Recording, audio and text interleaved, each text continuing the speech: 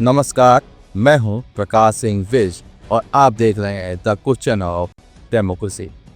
सोचिए, जिस डिग्री को पाने के लिए छात्र दिन रात मेहनत करते हैं, उसी डिग्री को फर्जी मार्कशीट के दम पर खरीदा और बेचा जा रहा है।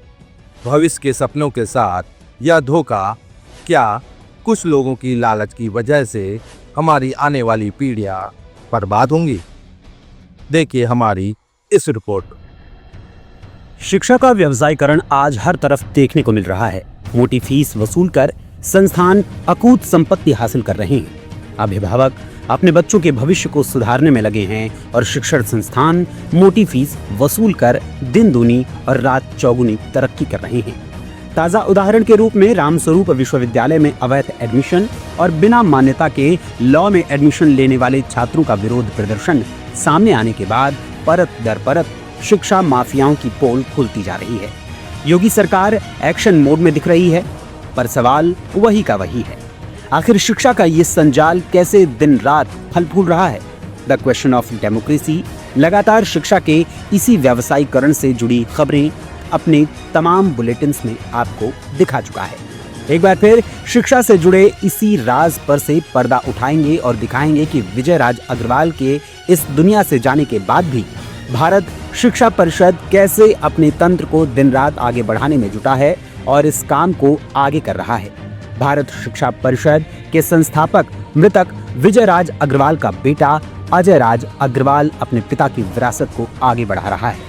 मृतक विजय राज अग्रवाल ने संस्था की आड़ में फर्जी मार्कशीट का कारोबार कर अपार संपत्ति अर्जित की। इसी पैसे से कॉलेज और भवन खड़े किए गए, लेकिन जब सब कुछ हासिल हो चुका था तो आखिर क्यों उसी संस्था को दोबारा शुरू करने की कोशिश हुई? अब जरा इसकी भी हकीकत जान ही लीजिए। इस दुनिया से अलविदा कह चुके विजय राज अग्रवाल के बेटे अजय राज अग्रवाल ने दोबारा इस संस्था को जीवित करने का प्रयास किया। ये वही अजय राज अग्रवाल हैं जिनका नाम लखनऊ यूनिवर्सिटी में फर्जी मार्कशीट से दाखिला लेने में सामने आया था। लेकिन सवाल यहीं खत्म नहीं होता। रामस्वरूप विश्वविद्यालय और बाराबंकी में फर्जी दस्तावेजों से भर्ती हुए शिक्षकों के हालिया मामले ने इसी नेटवर्क की परछाई दिखाई है और उसकी पोल खोलकर सबके सामने रखी है। करीब 20 शिक्षकों पर कार्रवाई की गई है जिन्होंने नकली मार्कशीट से नौकरी पक्की कर रखी थी। भारतीय शिक्षा परिषद से लेकर रामस्वरूप विश्वविद्यालय और बाराबंकी तक कहानी बदलती रही, लेकिन फर्जीवाड़े का पैटर्न वही रहा।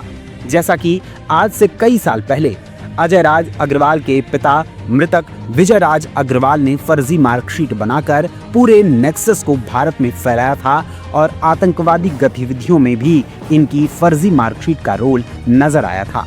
और अब कुछ ऐसा ही धंधा बेटा अजय राज अग्रवाल फैला रहा है। ये गोरख धंधा सिर्फ छात्रों का भविष्य नहीं बिगाड़ रहा, बल्कि पूरे सिस्टम को खोखला कर रहा है। अब ऐसे में सबसे बड़ा सवाल तो ये है कि क्या ये नेटवर्क कभी खत्म होगा या फिर नाम बदलकर, तरीके बदलकर ये खेल यूं ही चलता रहेगा? द क्वेश्चन ऑफ डेमोक्रेसी के लिए वरिष्ठ संवाददाता प्रकाश बिष्ट की special report.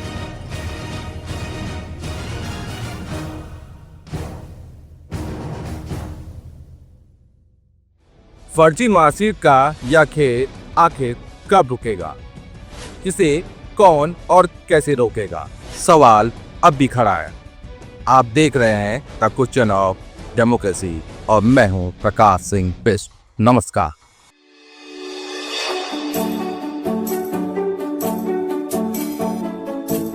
Subscribe now and press the bell icon. Never miss an update.